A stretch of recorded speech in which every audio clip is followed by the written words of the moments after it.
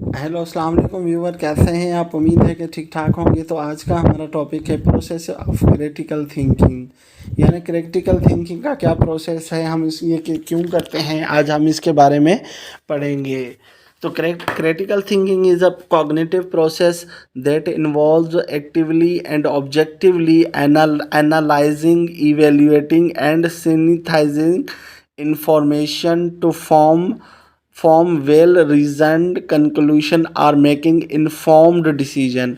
यानी critical thinking क्या है? ये एक कॉग्निटिव प्रोसेस है, यानी आपके जहन का एक प्रोसेस है जिसमें हम क्या करते हैं, कोई इन्फॉर्मेशन इकट्ठी करते हैं किसी पर्पज़ को, किसी मसले को हल करने के लिए, फिर उसको के लिए डेटा को एनालाइज करते हैं, इवेल्युएट करते हैं, इंफॉर्मेशन को चेक करते हैं, उसकी बायसनेस को, और फिर हम एक अच्छा इन्फॉर्म्ड डिसीजन लेते हैं।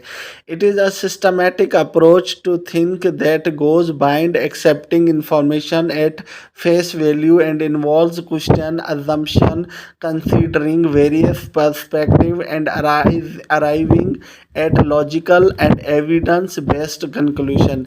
यानी आमतौर पर ये जो क्रिटिकल थिंकिंग का जो डिसीजन है वो इसलिए लिया जाता है कि कोई भी मन घड़त या बज़ाहिर सही लगने वाली चीज़ के बारे में ना किया जाए, बल्कि किसी ठोस एविडेंस, किसी पर को इस्तेमाल करके हुए डिसीजन मेकिंग की जाए।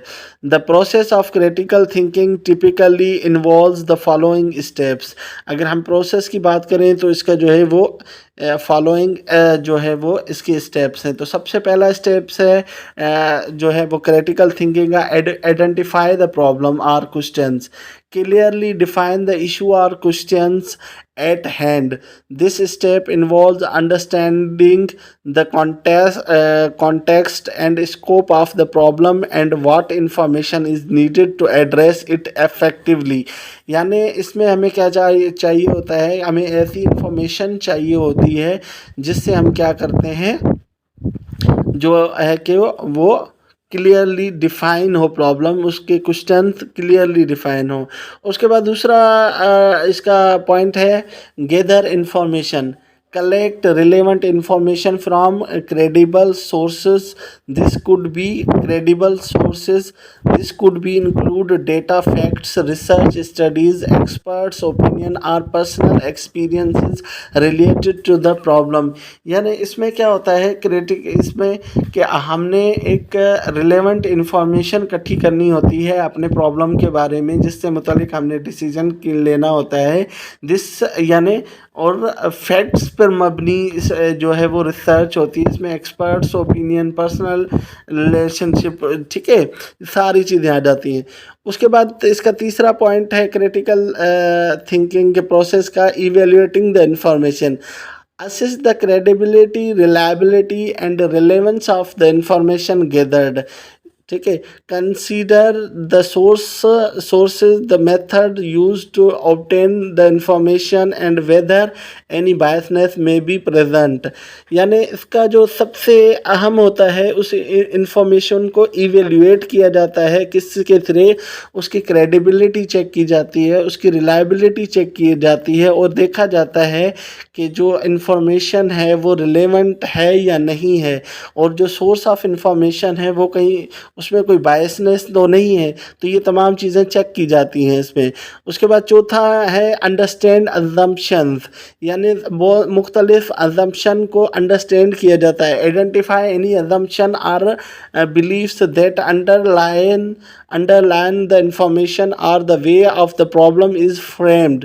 Critical thinking involves challenging these assumptions and considering alternative viewpoints। यानी critical thinking क्या करती है, वो इन assumptions को देखती है और समझने की कोशिश करती है मुख्तलिफ व्यू पॉइंट्स के साथ। उसके बाद पांचवा पॉइंट है analyse the evidence, examine the evidence and arguments presented in the information, look for logical reasoning, coherence and supporting evidence to determine the strength of arguments. यानी उसके बाद जो आपके पास इंफॉर्मेशन आती है, हमने उसको अच्छे तरीके से इवेल्युएट करना होता है, उसका एनालाइज करना होता है, ताकि हम हक़ाइक़ पर पहुंच जा सकें। नंबर 6 पॉइंट है consider multiple perspective, engage with different view points and perspectives related to the problem, consider how different stake holders or experts might approach the issues. ठीक है, तो इसमें जो मुख्तलिफ जो पर्सपेक्टिव है, सोर्सेज हैं, अप्रोचेज हैं, उनमें देखा जाता है और उसमें देखा जाता है कि जो मुख्तलिफ स्टेक होल्डर हैं उनका क्या रोल है। उसके बाद 7वां पॉइंट है draw inferences and conclusion based on the evidence and analysis, draw logical inferences and conclusions, avoid making unsupported claim and ensure that the conclusion are based on the available evidence। ठीक है, इसमें सबसे अहम बात होती है आपका फिर डिसीजन लेना। आप डिसीजन लेते हैं उस इंफॉर्मेशन को मद्देनज़र रखते हुए आप लेते हैं, ना कि दूसरे तरीके। उसके बाद है जी रिकॉग्नाइज लिमिटेशंस, यानी उसके बाद जो उसके लिमिटेशंस होते हैं उसके बारे में भी आप बात करते हैं। Acknowledge the limitation of the information and the conclusion drawn, be aware of any gaps in the data और potential biases that may be affect the analysis, reflecting and reflect on the entire thought process and the conclusion reached, considered whether the conclusion are reasonable and justifiable, communicate the finding clearly and conscientiously। यानी उसमें जो जितनी भी आपने वो करी हैं वो कम्युनिटी को रिफ्लेक्ट कर रही है, नहीं कर रही है, open to revision. Critical thinking is in ongoing process and conclusion may be need to be revised based on new evidence और information, be opening to revisiting and reevaluating your conclusion if warranted. अगर कहीं पर भी कोई ज़रूरत हो तो आपको हर वक्त अपने डिसीजन को रिव्यू करने के जो वो ज़रूरत पड़ती है, तो आप लोगों के रिवीजन को देखेंगे, इंफॉर्मेशंस को एविडेंस बेस पर करेंगे।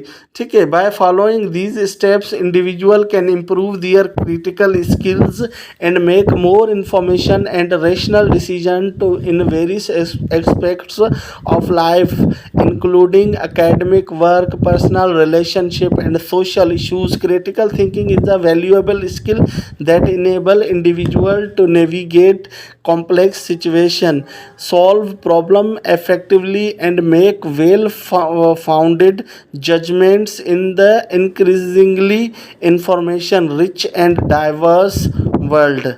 ठीक है, तो क्रिटिकल थिंकिंग हमें जो है वो मदद करती है। किस चीज़ में मदद करती है? हमें इंटरपर्सनल रिलेशनशिप में, हमारी एकेडमिक में, हमारे काम में, हमारे सोशल इश्यूज़ में, तमाम चीज़ों में मदद करती है।